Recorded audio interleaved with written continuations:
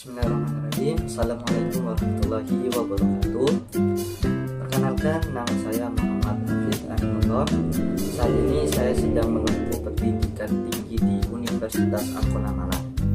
Saya mengambil jurusan Tadris Bahasa Indonesia dan saat ini saya semester 3. Jadi pada kesempatan kali ini saya akan membahas atau menjelaskan hasil resensi buku saya. Jadi di sini saya mau meresensi buku yang berjudul Nabi Muhammad Bukan Orang Arab. Buku ini penulisnya bernama Ahmad Dhofir Zuhri, atau yang terkenal beliau itu dengan sebutan Gus Dhofir. Jadi penerbit pada buku ini yakni Quanta Elex Media Komputindo, dan ini terbit pada tahun 2020, dan untuk jumlah halamannya lumayan tebal, yakni kurang lebih 215, dan ini bergenre kajian sejarah, budaya, keislaman yang populer. Untuk yang pertama kita bahas sinopsis buku ini dulu. Jadi buku ini berangkat dari kegelisahan si penulis terhadap kecenderungan sebagian umat muslim Indonesia yang menganggap segala sesuatu yang berbau Arab menjadi standar keislaman di Indonesia. Terus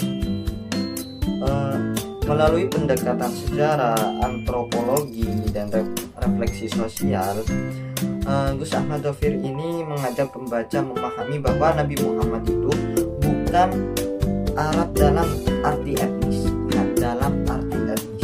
murni sebagaimana dipahami sebagian orang. Jadi gak semua orang, jadi cuma sebagian orang, gak semuanya. Argumen yang utama yang dibangun penulis adalah leluhur Nabi Muhammad, yaitu Nabi Ibrahim, Nabi Ismail, berasal dari wilayah Mesopotamia atau yang kita kenal dengan sebutan Irak, bukan Jazirah Arab. Jadi diingat, itu sudah beda. Nabi Muhammad aja keturunannya aslinya bukan orang Arab, tapi dari Irak.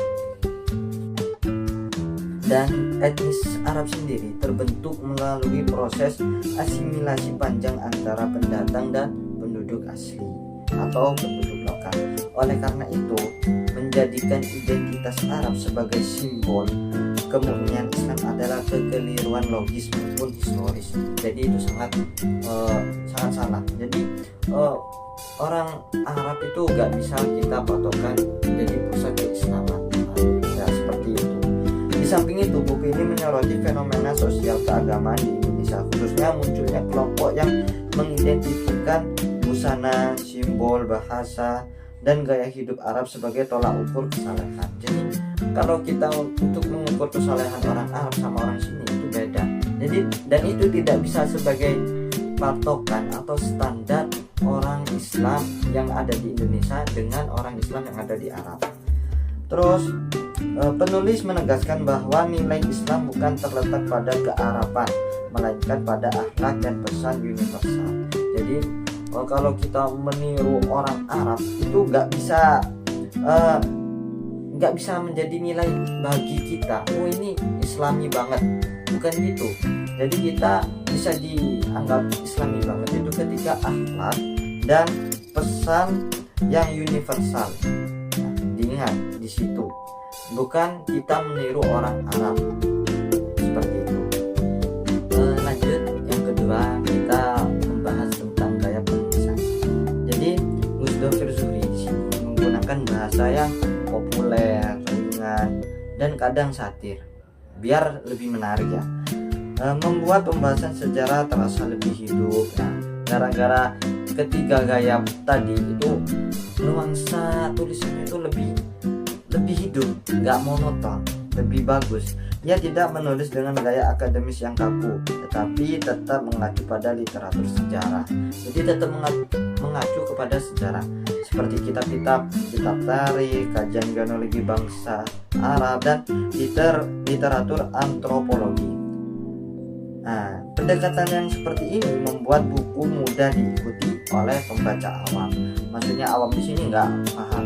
Maksudnya belum pernah atau nggak ngerti ya, sekaligus memancing pembaca agar dia tuh bisa berpikir lebih kritis lagi. Kan dari judulnya aja aneh, Nabi Muhammad bukan orang Arab. Sedangkan yang kita tahu Nabi Muhammad itu emang orang Arab. Tapi yang dimaksud di sini bukan emang Nabi itu bukan berasal dari orang Arab. Cuma bagai yang disebut Nabi Muhammad itu apa sih? Nah, Nabi Muhammad itu kan orang yang bagus. Bagaimana caranya kita juga bisa seperti Nabi Muhammad. Jadi gak harus di Arab saja gitu yang dimaksud itu. Lanjut yang ketiga, sekarang kita membahas tentang kelebihan bumi. Jadi menurut saya buku ini aslinya untuk kelebihannya tuh banyak, cuma saya mungkin menyebutkan sebagiannya saja. Yang pertama, di sini buku ini bisa menghadirkan perspektif yang segar, yakni buku ini menawarkan sudut pandang berani merombak pemahaman umum bahwa Nabi Muhammad adalah Arab murni. Penulis membawa pembaca untuk melihat Islam secara lebih historis, bukan sekedar simbolik.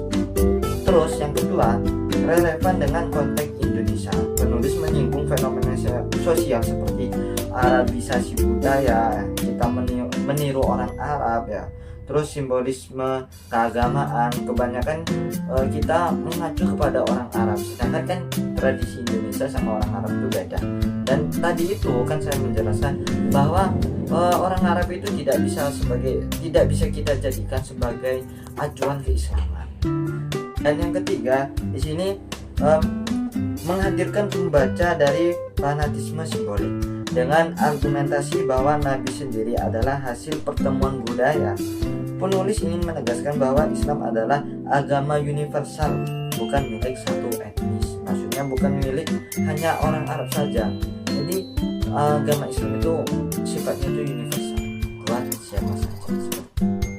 Setelah kita membahas tentang kelebihan, berarti kita selanjutnya membahas kekurangan. Karena setiap ada kelebihan pasti ada kekurangan. Jadi menurut saya kekurangan buku ini, saya juga ingin menyebutkan 3 saja. Yang pertama, beberapa argumen kurang mendalam, itu menurut saya. Terus yang kedua, struktur yang agak melompat. Jadi gaya penulisan yang bebas membuat beberapa bab terasa seperti kumpulan esai terpisah.